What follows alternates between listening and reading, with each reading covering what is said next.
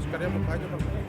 Petugas Direktorat Reserse Kriminal Umum Polda Jawa Barat berhasil menggagalkan tindak pidana perdagangan orang Senin malam.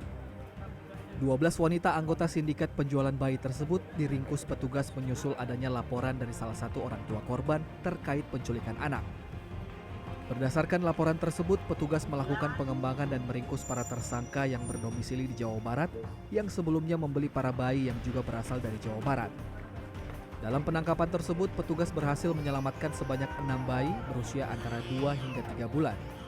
5 diantaranya diamankan dari Pontianak, Kalimantan Barat, sementara 1 bayi lainnya diamankan di kawasan Tangerang, Banten.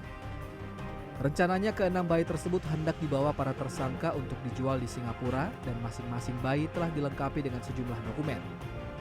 Direktur Direktorat Reserse Kriminal Umum Polda Jawa Barat, Suraman, Senin malam menyatakan, para tersangka diketahui memiliki peran yang berbeda saat melakukan praktik penjualan bayi.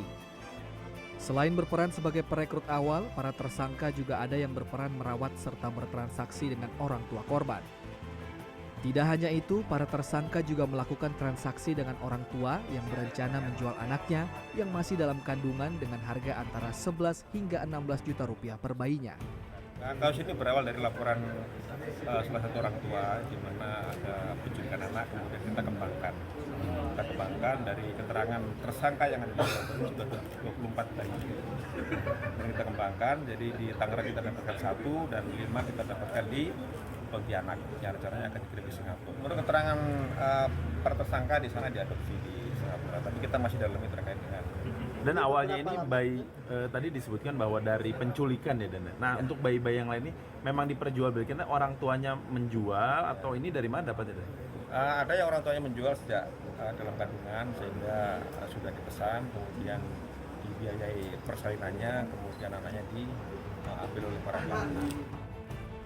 Petugas masih melakukan pengembangan terkait penjualan bayi tersebut. Rencananya di Treskrimum Polda Jawa Barat akan melakukan koordinasi dengan Interpol untuk melacak jaringan penjualan bayi asal Jawa Barat di Singapura. Sementara ke-6 bayi tersebut dirawat di Rumah Sakit Bayangkara Sartika Asi Bandung. Freddy Bangun, Bandung, Jawa Barat.